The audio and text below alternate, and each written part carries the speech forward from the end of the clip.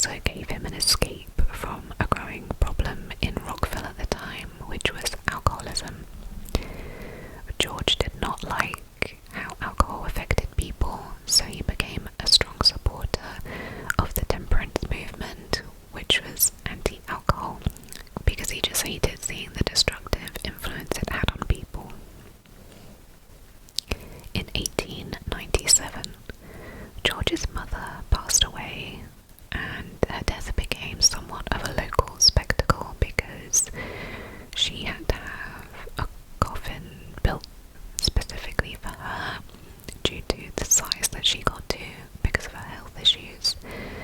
And I think that impacted him in quite a big way, not just her death, but it was kind of humiliating how people pointed out her size and things. So soon after, at just 20 years old, he decided he wanted to leave Rockville and move to Baltimore. Whilst in Baltimore, he explored different churches, and inspired by the preachers that he admired, he tried preaching himself. But George didn't strictly follow any particular doctrine. He cherry-picked ideas from different faiths and different churches and added his own twist. He discovered something that he called New Thought, which was the spiritual philosophy that he taught in his movement. And these new thoughts were that your thoughts shape your reality, that the mind can heal the body, and that God exists within every person. So basically, the beginnings of the law of attraction. At one of his, sermons, there was a woman who suffered with severe arthritis, and she claims that he healed her with his mind. And there were lots of witnesses to this, and so, it made people believe that the mind is a powerful thing, and that you really can heal yourself and others and shape your own reality. George went on a preaching tour across the US in 1902, but his message of the race mind fell flat. He believed that racial identity was a product of negative thinking, which of course did not go down well with his mainly black audience, because during this time they're facing daily racism and violence, so they found this really offensive that he would say that it's a product of negative thinking and that it was just dismissive of what they were experiencing. George eventually joined the Eden Street Baptist Church, and this is where he met a man called Samuel Morris. During a sermon, Samuel stood up and declared, "I am the Father Eternal." In other words, he claimed that he was God himself. Most people at the sermon thought that he was insane, but George was intrigued by him. So they struck up a conversation, and Samuel tells him that he actually goes by the name Father Jehovah, because after reading Corinthians 3:16, he was convinced that he was God. And Corinthians 3:16 says, "Know ye not that ye are the temple of God, and that the Spirit of God dwelleth within you?" George was impressed by this because it speaks to the law of attraction and creating your own reality. I think, therefore I am. So he was quite impressed by the fact that Samuel thought he was God. They began preaching together and attracted a small following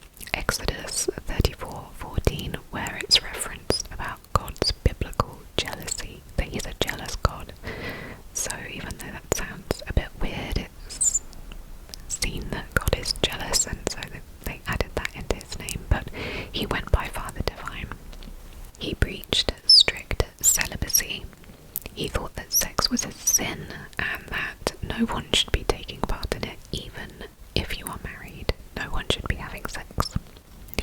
There was no alcohol allowed, no gambling, no smoking, and you had to live a life fully devoted to spiritual service. And one of his most appealing teachings was that women did not have to marry or have children, which was a radical thought for the early 1900s, because that was what was expected of women back then. You find a husband, you have children, especially for black women in the South. So of course, women loved this way of thinking. It gave them more freedom and autonomy over their own lives, and so they became devoted followers of his, and they would soon become known as his angels. By 1917, Father Divine relocated to Harlem and Brooklyn, where he offered a safe haven for the poor and gave housing, jobs, and community to them. He met and married a woman called Penina, who became known as Mother Divine, which symbolized God's love, and they reportedly had a celibate marriage because that is what he preached. Their followers, no matter what their age was, were referred to as children. They had to live under strict communal rules and were required to hand over all income to support the movement. So Father Divine would take all his followers' income and use it to buy apartment buildings, which is where they all lived. Men and women were not allowed to really even speak to each other much, so they lived on separate floors of the building, and they were discouraged from mingling together. Women should be with the women, men should be with the men. Even if you're a married couple,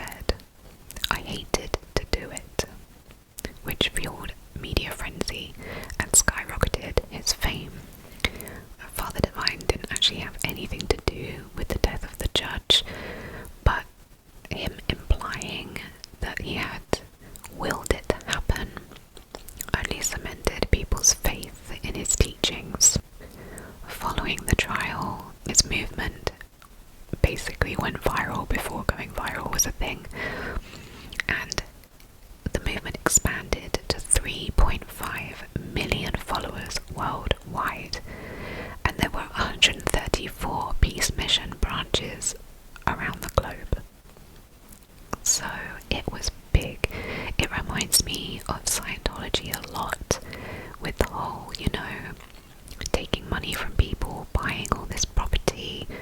The rules are very similar, with like discouraging people from having children. I can't remember if I said earlier, but if you joined this cult, the Father Divine cult, and you already had children, then they were kind of taken from you and split up and given to other members of the cult to raise, so that you weren't distracted from your mission. So being parents was just not considered something worthy of doing because it distracted from your spiritual mission. Very Scientology-like. Father Divine became the largest property owner in Harlem, and during the Great Depression, his followers remained financially stable because he had convinced them to entrust him with their money rather than putting it in the banks. Again, just kind of solidifying their faith in his guidance. At one point, a new follower called John Hunt met a girl who was only 17 years old, and I think John was in his 20s, named Delight, and convinced her to join the movement. She got renamed as Mary Dove, and John told her that she would become the new Virgin Mary and give birth to a new Christ. But of course, this did not happen. He broke the celibacy rules and slept with the 17-year-old, now called Mary Dove. And Father Divine's response was quite controversial because rather than reporting John to authorities for essentially forcing himself upon a 17-year-old, he just split them up and moved them to different locations and didn't really punish John in any way. He just separated them. Another scandal that occurred was a follower named Faithful Mary accused Father Divine of hoarding money, living lavishly, and secretly violating celibacy rules. She described sexual activity with women in his residences and painted him as the Rasputin of America.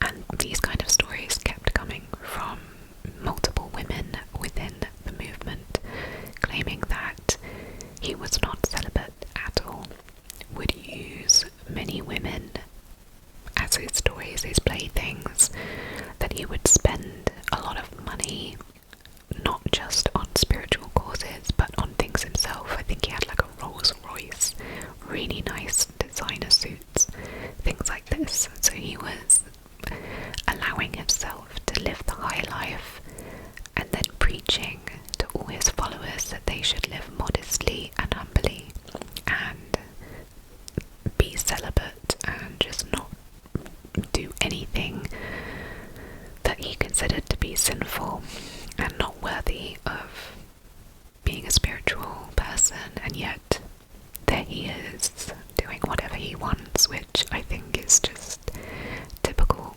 cult leader behavior, right? So all these scandals brought heavy media attention to the movement and FBI involvement, but Father Divine avoided any direct charges against him. So he's starting to get a lot of pushback in the media about what he's doing. But a lot of followers still believed everything he was saying and continued to be devoted to the cause. Eventually, his wife Penina passed away, but Father Divine delayed acknowledging it to his followers because he was essentially telling them that him and Penina would never die because he is God in human form, and therefore she is, I guess, God's wife. I don't know. What would you call God's wife? I don't know. But he made out like they would be immortal and would never die, and because of their belief that you can heal yourself and that, mind over matter and all this, the fact that someone could get ill and die was just kind of went against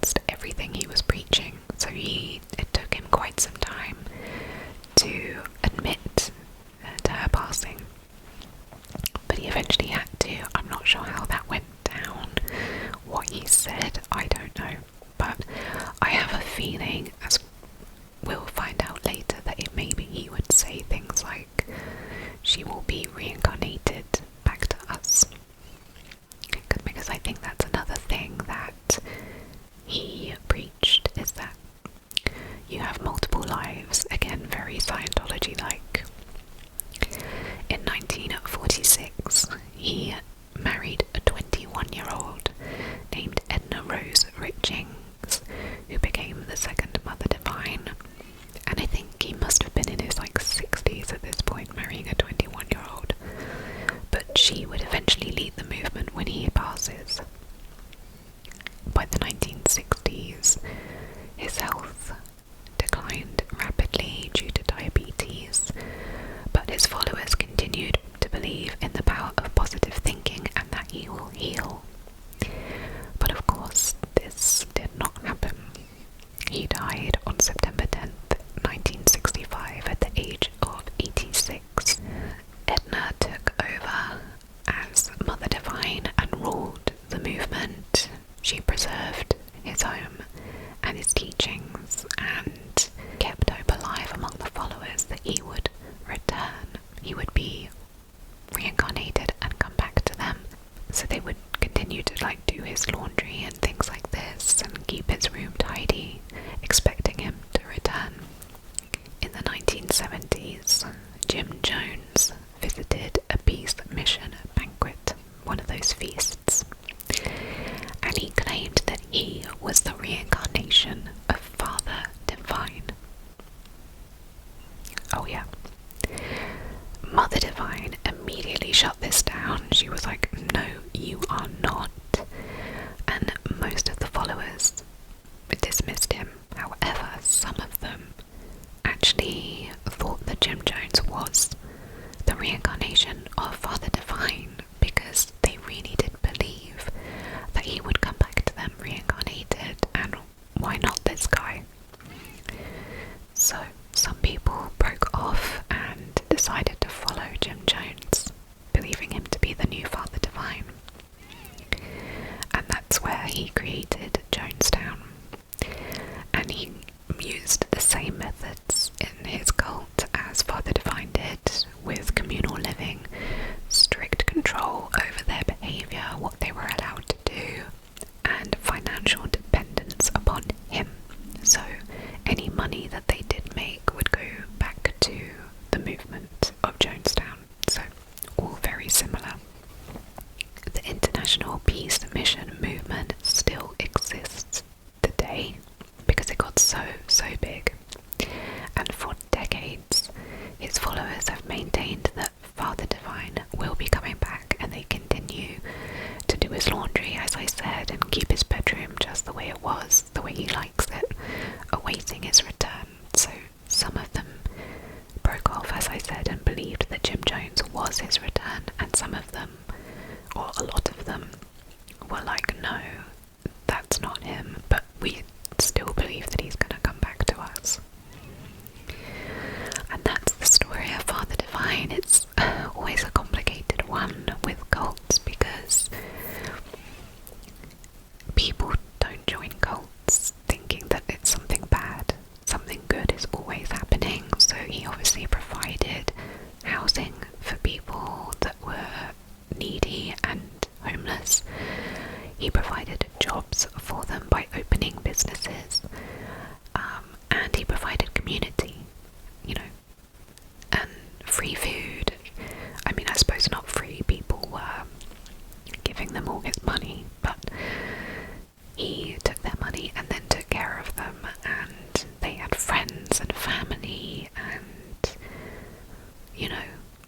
they thought they were doing good in the world by helping those in need, and in some cases it was a good thing, but it was all under the guise of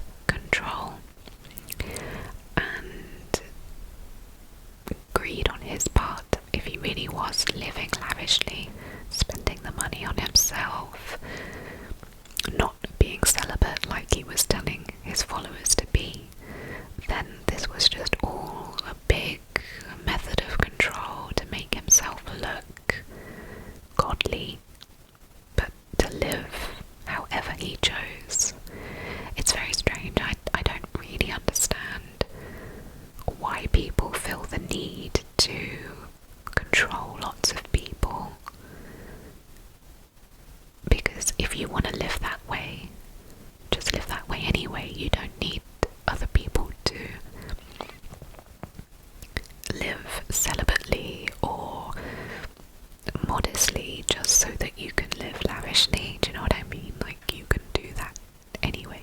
So yeah, it's very odd how people get to this place of thinking, I want to be seen as a spiritual guru and I'm gonna spout all this stuff that makes me sound legitimate, and then once I've got all these followers, I'll just do whatever I want. It's very strange.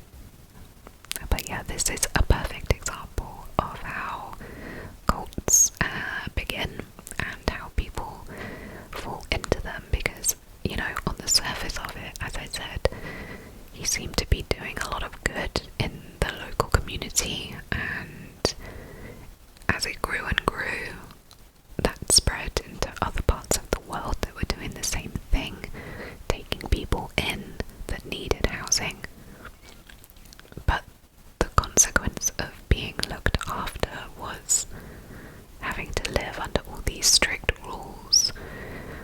I think one of the things I actually forgot to mention earlier about joining the movement was that it was encouraged that you don't have any contact with your original family.